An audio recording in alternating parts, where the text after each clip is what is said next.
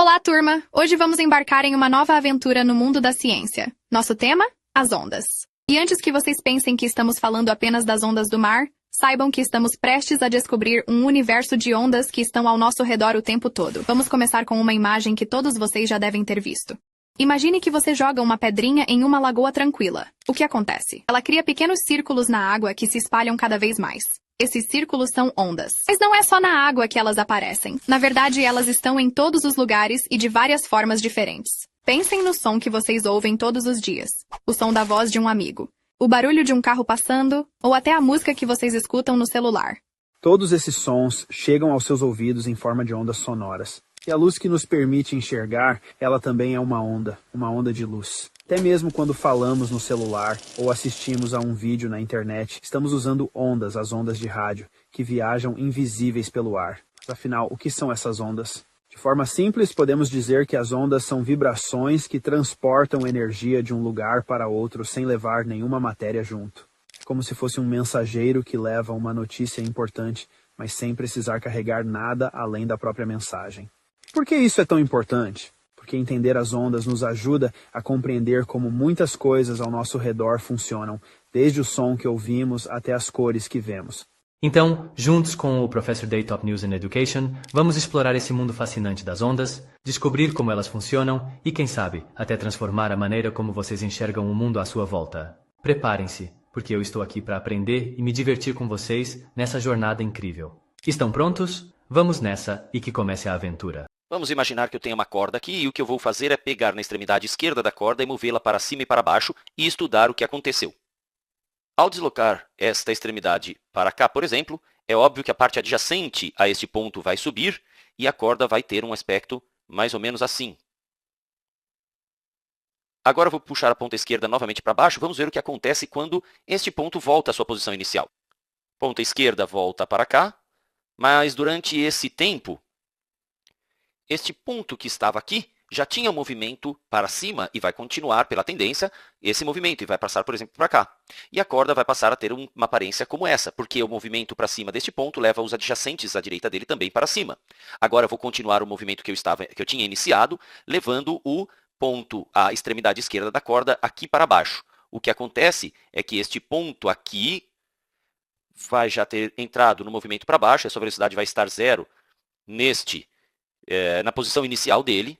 Por outro lado, nós estávamos levantando essa parte da corda, então esse ponto que estava aqui, no momento do período rosa, vai ainda para cima antes de voltar a descer. Ele vai estar, por exemplo, aqui, e o resto da corda, dos pontos da corda acompanhando, vão estar à direita, e a corda teria então um aspecto assim. O que vai acontecer é que este ponto que estava aqui já estava adquirindo movimento para baixo, então ele vai vir para cá, por exemplo. Este ponto que estava aqui em cima veio para baixo, voltou para a posição inicial. E este ponto que estava aqui ainda estava com uma quantidade de movimento para cima, ele vai continuar subindo, por exemplo, estaria aqui. E o resto da corda acompanhando. Resumindo, quando eu trago de novo a corda para a posição inicial, ela vai adquirir um aspecto como este. Aquele ponto que havia ido para baixo, esse também que voltou para a posição de equilíbrio, este que está num ponto mais alto e o resto da corda que acompanha aqui à direita. Então, quando eu peguei a extremidade esquerda da corda, e puxei para cima, depois para baixo e voltei à posição inicial, ou seja, completei um ciclo, a corda faz isto, tem esse aspecto. Eu puxei então a extremidade esquerda para cima e para baixo e voltei para a posição original, e a corda teve este aspecto. E se eu não fizer mais nenhum movimento, esta perturbação vai continuar ao longo da corda, e a perturbação vai se mexendo pela corda no sentido da esquerda para a direita. Veja aqui, eu deixei novamente a posição inicial na extremidade esquerda. Este ponto que estava aqui embaixo tende a voltar para cima. Este que estava descendo vem aqui para baixo. Este que estava no alto, no seu ponto mais alto, volta à posição de equilíbrio. E este aqui, que estava no movimento para cima, tende a continuar para cima e o resto da corda a seguir. Então, eu teria a corda com este aspecto aqui. Ou seja, se eu olhasse para a corda e desse um pulso, como eu expliquei para você, você veria aparecer algo assim na corda, esta perturbação na corda, viajando por ela. Estamos chamando isto aqui de perturbação, e a ideia de onda é por aí. Onda é a perturbação que se propaga ao longo da corda. Onda, então, pode ser definida como uma perturbação que se propaga através do espaço. Há outras definições para onda, por exemplo, onda é uma perturbação que transporta energia em um certo meio. Meio é por onde a onda está se propagando. No nosso caso, o meio é a corda. A ideia de onda que se propaga pelo espaço é um pouco mais ampla, nós veremos mais a seguir, que há ondas chamadas eletromagnéticas que não dependem de um meio para se propagar. No exemplo da corda, como que há o transporte de energia? Veja, eu ofereci energia à corda quando eu movimentei a extremidade esquerda para cima e para baixo, e essa energia vai fazendo com que cada ponto da corda passe pelo mesmo ciclo, mova-se para cima e para baixo. Haverá um momento em que este ponto da corda vai se mover também para cima e depois para baixo.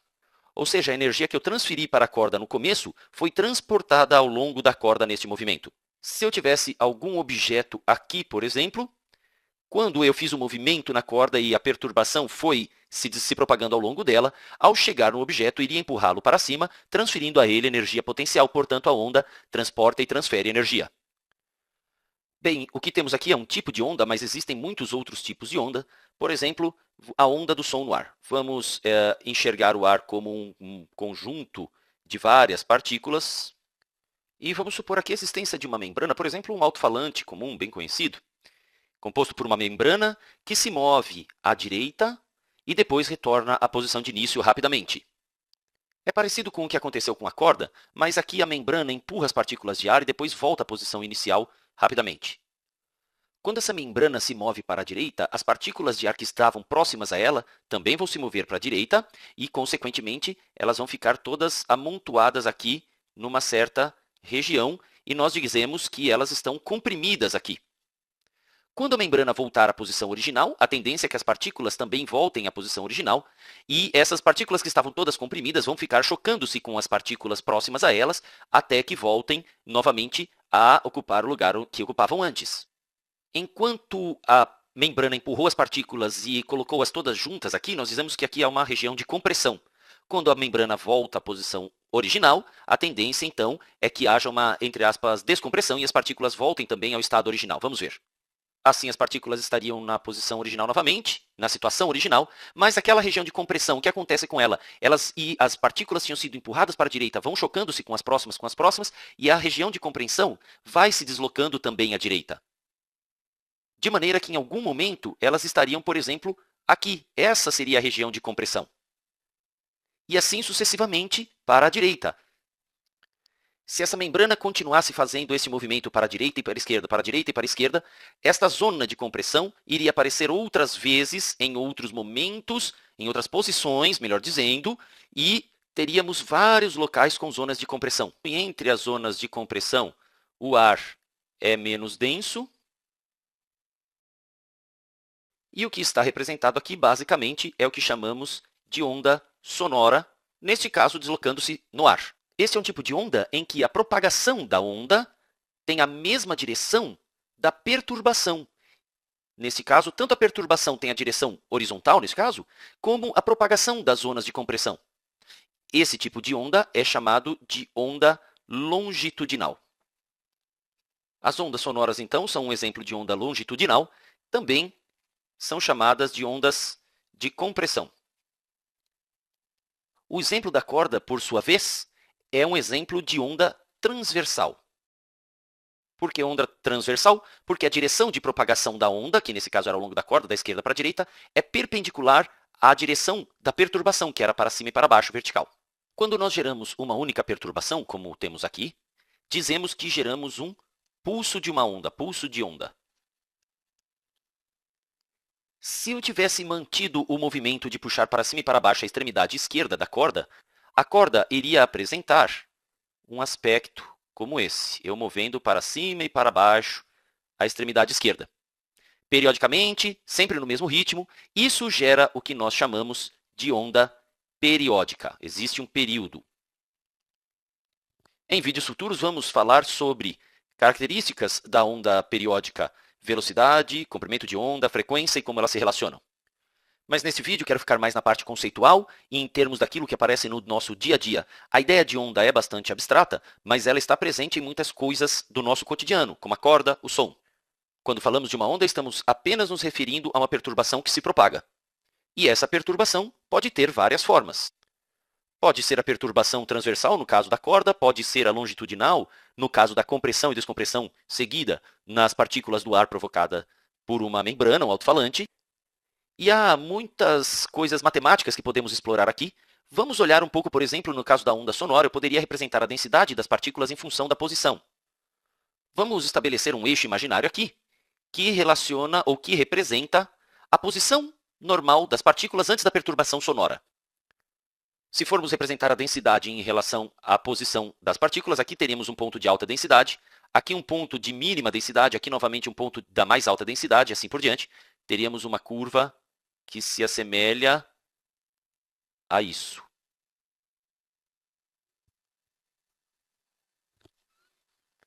E se você analisar, embora aqui esteja mal desenhado, mas ele lembra bem a perturbação transversal do exemplo da corda. Conceitualmente, a onda longitudinal e a onda transversal são bem diferentes, mas matematicamente elas têm a mesma ideia envolvida. No caso da onda sonora, nós estamos visualizando a densidade das partículas em função da posição em que a onda está, ou que a zona de compressão se encontra. E, aqui no caso da corda, nós estamos observando o movimento para cima e para baixo de cada ponto dela. Ou seja, a posição vertical de cada ponto dela. Dessa forma, ambas são ondas. E, por enquanto, é só. No próximo vídeo trataremos de propriedades de ondas periódicas. No último vídeo, nós falamos sobre a ideia de que se eu começar com algum tipo de barbante ali, se eu pegasse a ponta esquerda do barbante, eu poderia ter igualmente feito a direita, mas se eu pegar a ponta esquerda do barbante, puxá-la para cima, depois tudo para baixo, em seguida de volta à sua posição de descanso, gerará esta perturbação no barbante. E a perturbação inicialmente poderia parecer assim, depois que eu puxei para cima e para baixo uma vez. E essa perturbação vai se propagar para baixo do barbante. Ele vai se mover para baixo do barbante desse jeito, vamos pintar isso de preto. Então, isso acontece logo depois que eu realizo esse primeiro ciclo, esse primeiro puxão para cima e para baixo. Talvez o barbante se pareceria com alguma coisa assim, esperando mais um pouco, talvez parecesse com alguma coisa assim, e esperando mais um pouco, talvez parecesse com alguma coisa assim, supondo que eu tenha feito isso só uma vez, onde esse pulso, na verdade, se propagou para baixo do barbante. Esse pulso se propagou para baixo do barbante, e no último vídeo dissemos, ei, esta perturbação que está se propagando para baixo do barbante, ou se propagando para baixo desse meio, embora ele necessariamente não tenha que ter um meio, nós chamamos isso de onda. E em particular, esta onda aqui, isso é um pulso. Isto é, uma onda de um pulso, porque nós somente temos uma perturbação no barbante. Agora, se eu continuasse indo para cima e para baixo, e se eu periodicamente fizesse isso em intervalos regulares, então meu barbante se pareceria com alguma coisa assim. Bom, estou fazendo o melhor que eu posso para desenhá-lo corretamente. Talvez se parecesse com alguma coisa assim, onde mais uma vez as perturbações estão indo para baixo. As perturbações vão se mover para a direita. Elas vão se mover para a direita com alguma velocidade. E o que eu quero fazer nesse vídeo é realmente focalizar nesse tipo de onda. Esse tipo de onda bem aqui, que você pode imaginar, já que eu periodicamente estou movendo desse lado esquerdo para cima e para baixo, e criando esses movimentos periódicos na onda. Nós chamamos isso de onda periódica. Esta é uma onda periódica. O movimento é repetido várias vezes. Então, eu quero falar sobre alguma das propriedades da onda periódica. Agora, a primeira coisa que você poderia dizer é, ei, até onde você vai puxar isso para cima e para baixo? A que distância esses movimentos estão da posição de descanso? Então, se essa é a posição de descanso, bem ali, a que distância esses movimentos estão acima da posição de descanso e abaixo da posição de descanso? E nós podemos chamar isso de amplitude da onda. Assim, a distância bem ali, eu vou fazer isso em magenta. Essa distância bem ali é a amplitude. Às vezes, os marinheiros têm uma ideia da altura da onda. A altura da onda geralmente se refere a partir da parte inferior, a partir do vale de uma onda até a sua crista. No caso da amplitude, estamos falando a partir da posição de descanso até a sua crista. Crista é o ponto mais alto da onda. Essa é a crista.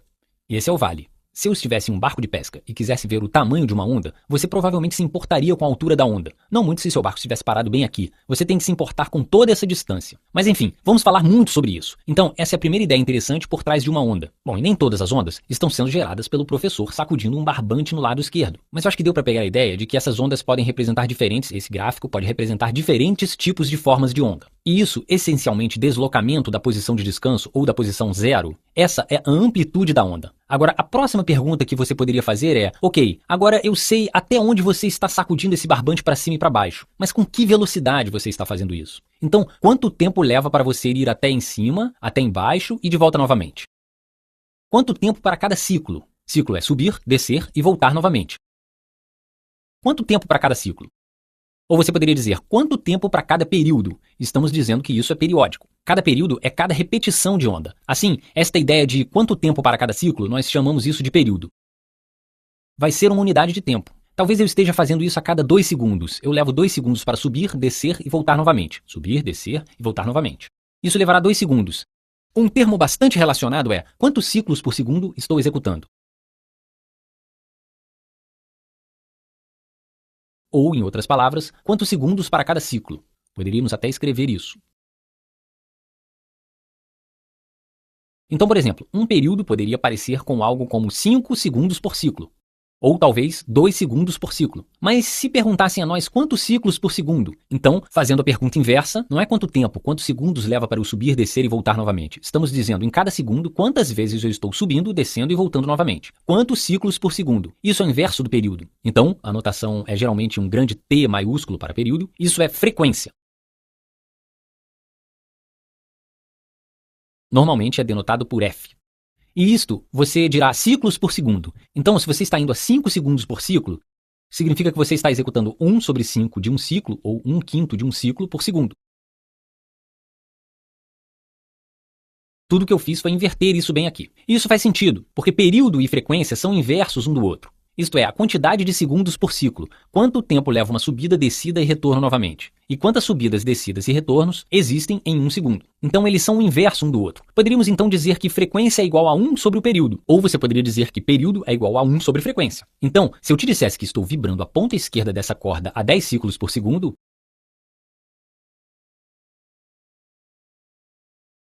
e a propósito, a unidade de ciclos por segundo é 1 Hz, então eu também poderia ter anotado isso como 10 Hz, que você provavelmente já ouviu falar antes. 10 Hz simplesmente significa 10 ciclos por segundo. Se a minha frequência é 10 ciclos por segundo, o meu período vai ser 1 sobre isso. Então, 1 sobre 10 segundos por ciclo.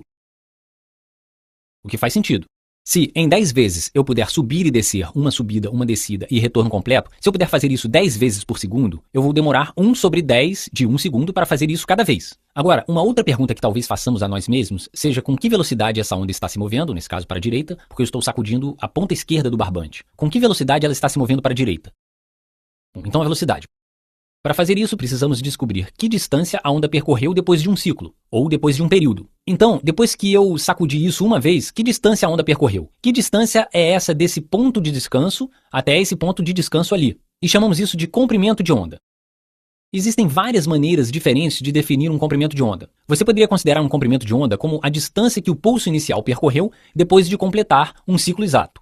Ou você poderia considerar isso como a distância de uma crista da onda a outra. Isso também será o comprimento de onda. Ou você ainda poderia considerar isso, a distância de um vale a outro vale. Isso também é comprimento de onda. Ou, em geral, você poderia considerar o comprimento de onda como um ponto exatamente idêntico na onda, dessa distância até aquela distância. Isso também é um comprimento de onda, onde você está completando, entre esse ponto e aquele ponto, você está completando um ciclo inteiro para voltar exatamente àquele mesmo ponto. E quando eu digo voltar exatamente àquele mesmo ponto, esse ponto não conta, porque esse ponto, embora estejamos na mesma posição, agora estamos descendo. Queremos chegar ao ponto onde estamos na mesma posição. E note mais aqui, estamos subindo. Queremos estar subindo novamente. Então, a distância não é um comprimento de onda. Para percorrer um comprimento de onda, nós temos que voltar para a mesma posição. Estamos movendo na mesma direção. Isso também é um comprimento de onda. Então, se soubermos que distância percorremos após um período, deixe-me escrever isso dessa maneira, comprimento de onda é igual à distância que a onda percorreu após um período.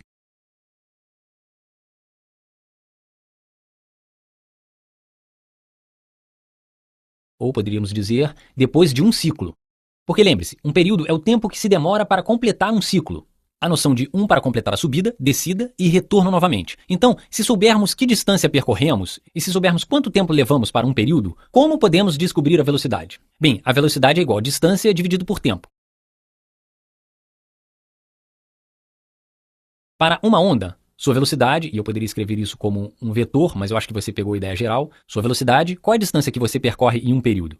Bem, a distância que você percorre em um período é o seu comprimento de onda depois de uma subida, descida e retorno novamente.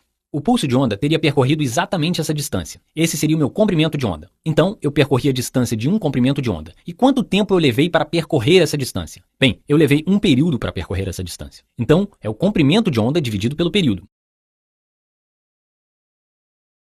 Agora, eu acabei de dizer que 1 sobre o período é a mesma coisa que frequência. Então, eu poderia reescrever isso como comprimento de onda. Realmente eu devo ser claro aqui. A notação para o comprimento de onda costuma ser a letra grega chamada lambda. Então, poderíamos dizer que a velocidade é igual ao comprimento de onda sobre o período, que é a mesma coisa que comprimento de onda vezes 1 sobre o meu período. E acabamos de dizer que 1 sobre o período é a mesma coisa que frequência. Assim, a velocidade é igual ao comprimento de onda vezes a sua frequência. E se você sabe isso, você pode basicamente resolver todos os problemas básicos que possa encontrar nas ondas. Por exemplo, se alguém lhe diz que eu tenho uma velocidade de, eu não sei, 100 metros por segundo para a direita, então nessa direção. Velocidade você tem que dar uma direção. E dissessem a você que minha frequência é igual a, digamos que a minha frequência seja 20 ciclos por segundo. Que é a mesma coisa que 20 Hz. Então, literalmente, se você tivesse uma janelinha onde eu pudesse observar somente essa parte de sua onda, você observaria somente essa parte do meu barbante. Se estivéssemos falando sobre 20 Hz, então em 1 segundo, você veria isso subir e descer 20 vezes. Em exatamente 1 segundo, você veria isso subir e descer 20 vezes. E isso que queremos dizer com a frequência sendo 20 Hz ou 20 ciclos por segundo. Assim, eles lhe deram a velocidade, eles lhe deram a frequência. Qual é o comprimento de onda aqui? Então, o comprimento de onda, nessa situação, você diria que a velocidade, sua velocidade, é igual ao seu comprimento de onda vezes a sua frequência. Divida ambos os lados por 20, deixe-me verificar que eu tenho as unidades na forma correta. Então, isso é metros por segundo, é igual a lambda vezes 20 ciclos por segundo. Então, se eu dividir os dois lados por 20 ciclos por segundo, você obtém 100 metros por segundo vezes 1 sobre 20 ciclos por segundo. E então, isso se torna 5, isso se torna 1, e você obtém 5, e então os dois se cancelam. Então, você obtém 5 metros por ciclo. Assim, isso é igual a 5 metros por ciclo, que seria o seu comprimento de onda nessa situação.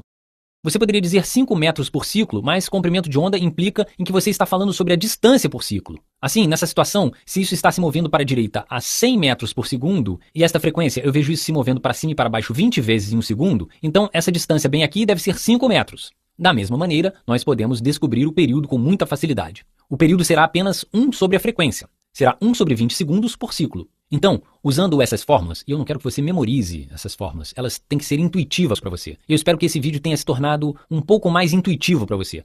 Mas usando isso, você pode realmente responder quase qualquer pergunta se lhe derem 2 dessas variáveis e se eu precisar resolver a terceira. Bem, enfim, eu espero que você tenha achado isso útil.